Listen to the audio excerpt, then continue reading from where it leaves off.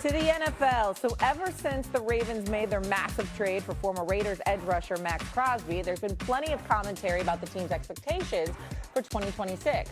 On Get Up yesterday, Dan Orlovsky said there are no more excuses for Lamar Jackson after that Crosby trade. Listen. They are now in a first-year regime going all in Baltimore. And I love Lamar. There ain't no more excuses now. This is all in. The coach, the offense, you got a game record, defense. This is now Baltimore and an ownership group going, you got to go get it done, Lamar. We can't sit around and watch Joe Burrow and Patrick Mahomes and Josh Allen find ways in the playoffs to play high-level football. And so while this trade happens on Friday night and it's minimized, this is all in. This is a desperation move in an organization that's saying, we are on the back end of this window with this MVP quarterback, and we've got to find a way to get it done. All right, well, Lamar Jackson was up early yesterday because then he went on X and responded to our very own Dio saying, quote, Dan, there has never been excuses for Lamar, though. You see that little emoji as well. So Dan Orlovsky joining us now there with Peter Schrager from Indianapolis.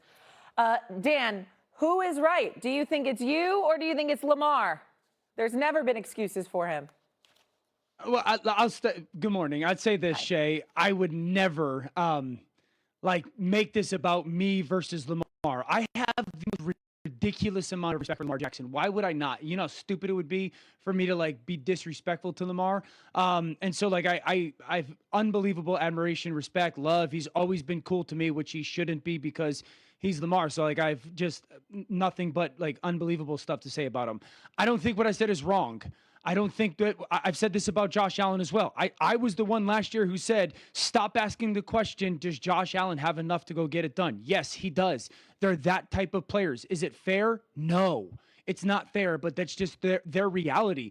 And Lamar knows that as well. And so I don't think what I said is not real or not true. I think Lamar's comment is probably fair as well. He's like, no one ever makes excuses for me, and I often say they're reasons, not excuses. And so, I think what I said is accurate. I don't think there's any dispute of that. And I don't have any, like I said, Lamar Jackson has been nothing but cool to me every time I've talked to him. He has no business in doing that because he's Lamar on me. So this is not me versus Lamar anyway. I love Lamar. Welcome to First Take. It is a little bit now.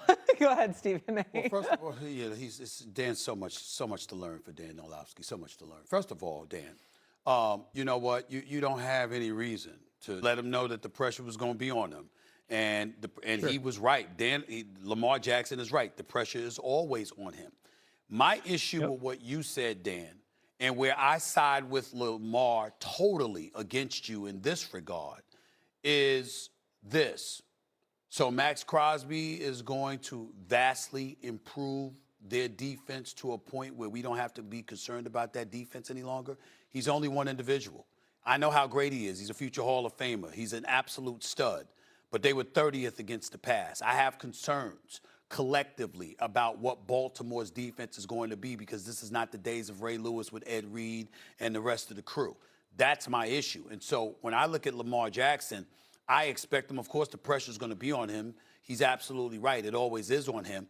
But I think that he's answered the call. Last year was his first losing season as a quarterback. He lost, 6 of his 11 starts. We expect better from him. I get that part. But no matter what he does, if the Baltimore Ravens don't improve vastly as a defense, it's not going to really matter. And so for me personally, the issue that I took with you is that you're like, Lamar, the time's running out, there's no excuse. Yeah, he's got to do what he's got to do. But the flip side to it is that this is football, man. They got to do what they got to do. You know what? When we say Lamar, it's because we're assuming that the Ravens defense is going to be what it was known to be for the last couple of decades up until recently. Over the last year or two, They've been a shell of what they once were, so much so that I've joked about Ray Lewis being on, the APB being out for him because he's busy hanging out at Miami Hurricane games because at least they're going to win their football games. He knew damn well the Ravens weren't going to because their defense couldn't stop anybody. So the defense has got to show up. And I think that's the important point to make here. It doesn't matter what Lamar does if the defense doesn't show up and be able to produce the way they used to. That's what I'm saying. Well, my comment to that would be, yes, I do think that the addition of Maxx Crosby does do that to that defense. Yeah, I think Maxx Crosby is one of the most dominant forces in football. I don't understand how everyone last year, Micah Parsons gets traded. Everyone's like, oh my goodness, Micah Parsons, how he's going to transform this Green Bay defense. And Maxx Crosby, and everyone's like, well, we'll see. Yes, coming off of injury. That's a real thing. But I bank on greatness. And yes, his greatness will impact that defense that much. We can't live in the world, Stephen A. This is where I'm going to push back on you. You just said, well, that defense has got to show up.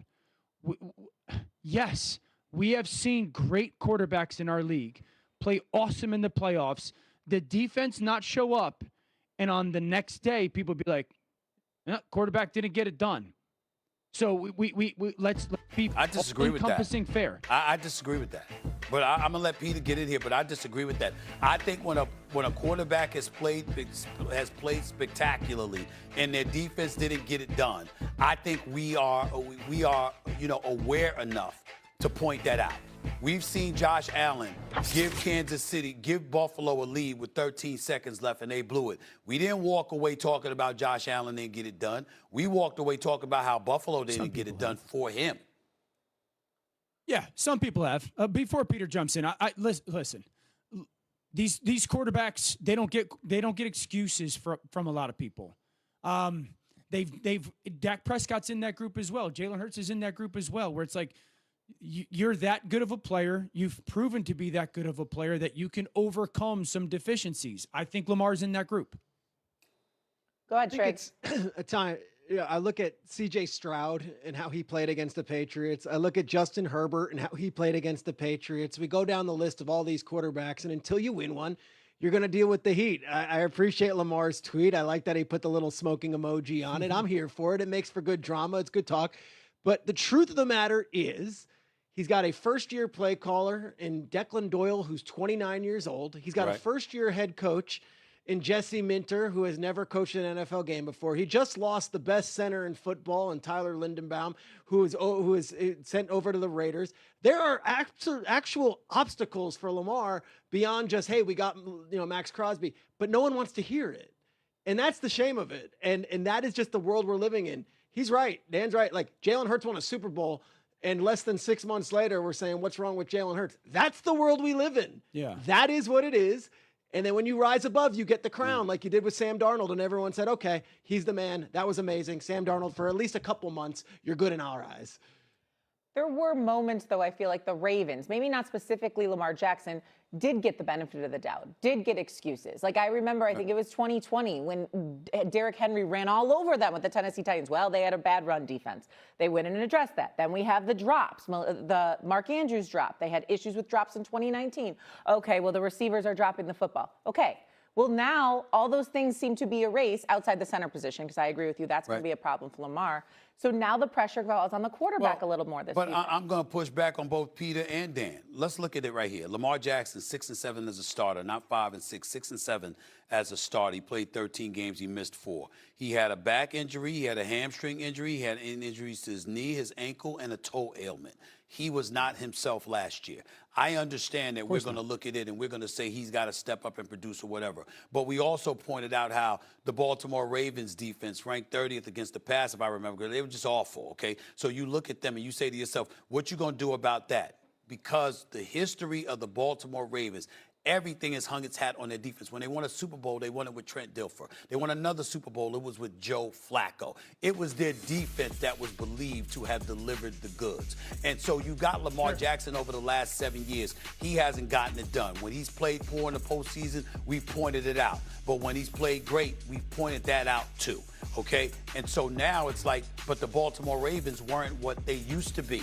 And so I'm looking at it, Peter, and I'm saying to myself, yeah, he's got to play better. You know what? He went from his first 6 starts averaging 31 points a game to 22. Completion percentage went from 70 to 57%. Pass yards per game went from 208 to 186. I'm looking at the total turnovers, 2 in the first 6 games, 8 in his last 7 starts, and a passer rating that went from 127 to 81. Certainly, he can't have that happen again, and Dan is not going to be 1,000% right. But my point is, what if his numbers are what they were for the first 6 starts throughout the entire season? Yeah, of course. But your defense stinks up the joint. You know, in the end, that's going to be a problem, particularly with a first-year coach and a first-year offensive coordinator. We're going to look at all of those things and we're going to say, what's up? If Lamar Jackson performs, we'll be able to draw a distinction between him playing well and the defense not, compared to him not playing well at all. We'll be able to pick that up. Isn't that why Yeah, they changed I think- coaches, though? Because they were struggling to keep up that same level that they were accustomed to? Go ahead, Dio. Yeah, no, I agree with your point, Shay. I think, you know, when you listen to Steve Bisciotti, their owner, he just simply says it just felt like it was time, right? So I think that Lamar and Josh are going to be always almost tied to each other, same draft class. They both have had great, I think they're 8 or 9 years into their career at this point. And if we were honest with ourselves and we fast forwarded 5 to 7 years, God forbid, and we look back and neither of them have a Super Bowl title, but they continue to have these great careers, you would sit there bummed out about it because you would want that great career to be capped off with that final Super Bowl trophy. And so that's all it is. Maybe the no excuses is just a term in the moment, but I think it's like it's been this way for 3 years now or so. Both of these guys, their teams and organizations have done just about everything they realistically can to sit there and say, hey, like now it's got to be on you to go get it done. I'll put the historian hat on. It's, you know, usually Mad Dog's spot here sometimes and Stephen A's as well, but I'll put the historian like Dan Marino never won a Super Bowl. He went early in his second year as a pro, never won. We still look at him as an all-time great. Dan Fouts is a Hall of Famer. Warren Moon's a Hall of Famer. These guys never won Super Bowls. It's a different era. It's a social media era. It's a first take era. There is an expectation that you will rise above. And when you don't, it's unfortunate, but you are going to be looked at to be able to get that crown. And so Lamar and Josh, as much as they don't want the commentary and they might have the smoke emoji, I would think they want that burden. I would think they would want that expectation, because if we don't have that expectation, you're not in that conversation. Lamar has said to me after, you know, calling Monday Night Football, and that's when I referenced, like, he's been so good to me and nice to me. He has said to me in his own words, I have to win the Super Bowl.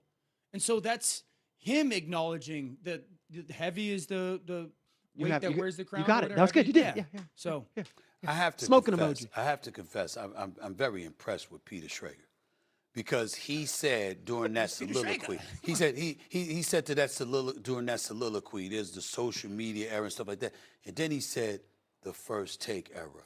That is true. We have established our own era. Good discourse with a big platform. I'm here for it. We have established our own era, I must say. Yeah, I like that, Peter. First take I didn't use that. I didn't think about that before, but I'm going to think about that right now. First take era, Super Bowl or bust for the Ravens. Yeah. By the way, Dan, instead of giving him a fist pump, why don't you give him a pump with his fist with your hair, since it's sticking out so much, Elvis? Why don't you try that? Coming up on First Take, Steve Kerr.